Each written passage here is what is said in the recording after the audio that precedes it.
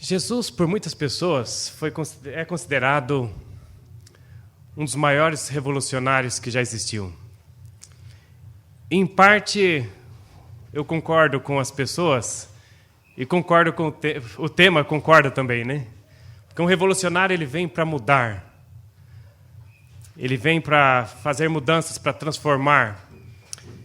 E Jesus, ele veio também para mudar. Ele veio para transformar. E ele veio e transformou muitas coisas. Por exemplo, a vida dos discípulos mudaram. As vidas deles deixaram de ser a mesma. Deixaram de ser trabalhadores comuns e se tornaram os líderes de um movimento que mudou o mundo inteiro. E eles introduziram a maior religião que já existiu. Então, Cristo mudou a vida desses homens. Eles nunca mais foram os mesmos depois que encontraram-se com Cristo. Pessoas possessas de demônios foram libertas. Suas vidas mudaram para sempre. Pecadores foram perdoados. Pessoas sem alvo na vida encontraram propósito para suas vidas. Pessoas destituídas de espiritualidade se tornaram ricas de espírito. Irmãos, ainda hoje, quantas pessoas existem sem um propósito na vida? Sem entender por que elas estão aqui. Várias pessoas que estão aí no mundo sem um propósito na vida. Eles não sabem por que estão aqui, por que vieram. Alguns, quando chegam a essa confusão, essa conclusão de que a vida não tem sentido, alguns tiram a vida, outros vão viver perambulando por aí sem saber o que fazer. Mas Jesus transformou a vida de muitas pessoas como essas. Eles encontraram um propósito na vida. O irmão em São Paulo vivia também pela rua, como esses homens vivem aí em Curitiba. Em todas as cidades tem pessoas indigentes, né? Ele vivia lá sem sentido na vida, encontrou-se com um dos nossos irmãos. O irmão começou a dar atenção para ele, mostrar interesse por ele e compartilhou a história de Cristo com aquela pessoa, com aquele indigente, né? Que hoje não é mais um indigente. Pela graça de Deus, uma vez mais, Cristo trouxe propósito àquela vida. Aquele irmão hoje é membro da nossa igreja em São Paulo, né? Se batizou, casou na igreja, já fazem muitos anos, e tem 2 crianças. Então, Cristo transformou vidas. Cegos passaram a ver, surdos começaram a ouvir, aleijados começaram a andar, e mortos ressuscitaram. Cristo causou mudanças que muitos não entenderam, nem mesmo os líderes religiosos entendiam. Alguns se escandalizavam pelas mudanças que Cristo trazia. Circuncisão mudou para batismo, Páscoa mudou para a Santa Ceia, o último passou a ser o primeiro, o pobre passou a ser rico e a água foi transformada em vinho. Cristo revolucionou o mundo. Como deram testemunho, disseram, esses homens têm transformado, têm colocado o mundo de cabeça para baixo. Esse era o testemunho que se ouvia das pessoas depois que os discípulos saíram pregando o Evangelho. Mas a história de Jesus passando em um determinado lugar e mudando vidas, que era o que ele mais fazia, transformar vidas. As pessoas nunca mais eram as mesmas depois que se encontravam com Jesus. A narrativa bíblica começa em São Lucas 19, verso 1, diz assim, e tendo Jesus entrado em Jericó, ia passando. Irmãos, é interessante que cada detalhe dos versos bíblicos tem um significado. As palavras, cada palavrinha tem um significado. E quantas gemas preciosas encontramos quando nos detemos para avaliar essas palavras dos versículos da Bíblia. Tendo Jesus entrado em Jericó, ia passando. Na verdade, no contexto da história, o mais importante que Deus quer chamar a nossa atenção com essa introdução não é que Jesus ia passando por Jericó. O mais importante era que Jesus ia passando naquele dia na vida de uma pessoa. E eis que havia ali um homem chamado Zaqueu. E era este um homem chefe dos publicanos e era rico. Como eu disse, cada palavra tem uma lição, tem um significado. Quando a Bíblia diz que ele era chefe dos publicanos, a Bíblia quer que entendamos que esse homem, ele era um ladrão. Ele explorava as pessoas, cobrando mais imposto do que as pessoas deviam, e ele dava para o governo menos do que o que ele havia recebido. Bom, ainda hoje existem muitas pessoas desonestas, né? Quando diz chefe dos publicanos, quer dizer que hoje seria o quê? o chefe dos agentes da Receita Federal. Não era isso? Cobrando impostos das pessoas. E esse era Zaqueu, um homem pecador. É isso que a Bíblia quer que entendamos. Era um homem pecador. E a Bíblia ainda vai e diz, e era rico.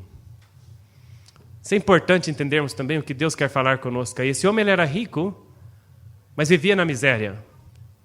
Esse homem era um homem rico, mas era infeliz. As pessoas hoje constroem casas maravilhosas, lindas, mas não têm um lar. Então a Bíblia quer mostrar para a gente que a riqueza não deu a esse homem felicidade.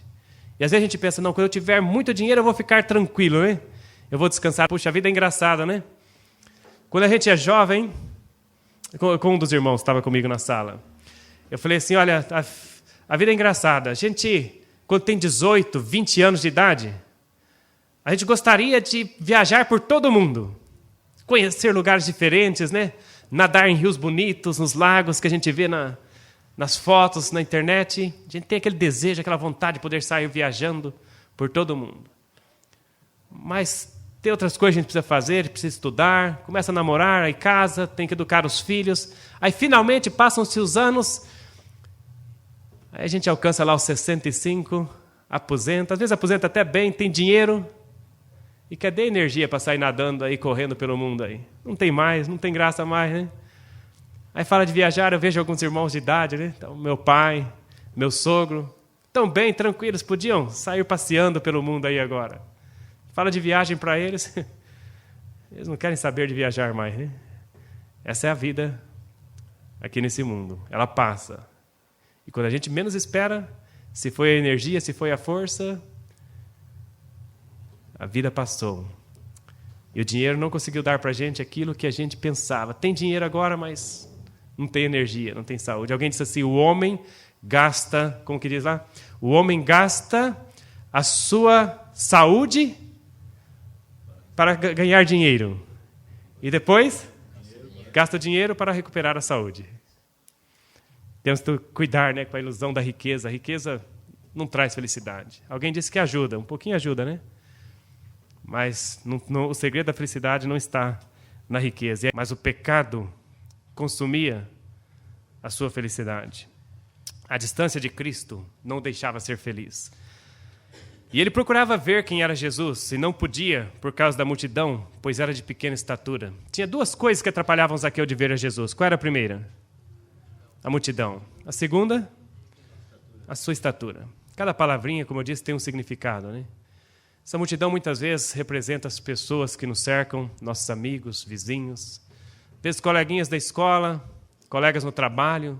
Você quer servir a Cristo e as pessoas te influenciam para se afastar de Cristo. Os colegas dizem, mas o que tem, né? Um copinho de cerveja aí. Quando Deus fizer chamada para os santos seus reunir, ver-nos-emos junto ao cristalino mar. Quando Cristo aqui descer e para a glória os conduzir, que feliz reunião teremos lá no lar. Regozijo, glória, quando Cristo junto a si os seus reunir, se reunir, que prazer, vitória, que feliz reunião havemos de fruir.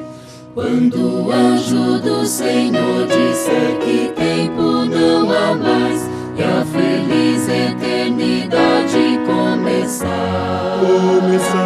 E passados para sempre desta vida os tristes ais, que feliz reunião teremos lá no lar.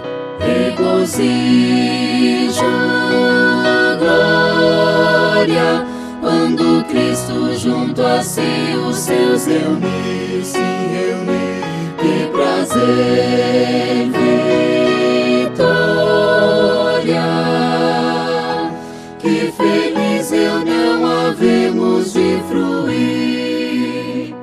Quando o juízo à luz os atos mais ocultos descobrir, e o Senhor em sua glória se mostrar. E disser: vinde benditos, vinde o reino possuir, que feliz reunião teremos lá no lar. Regozijo, glória, quando Cristo junto a si os seus reunir, se reunir. Que prazer, vitória, que feliz reunião havemos de fruir. Quando as harpas ressoarem pela bóveda sem fim, anunciando a entrada do ano jubilar. Quando o hino da vitória nós cantarmos em festim, que feliz reunião teremos lá no lar. Regozijo, glória, quando Cristo junto a si os seus reunir, se reunir. Que prazer, vitória, que feliz reunião havemos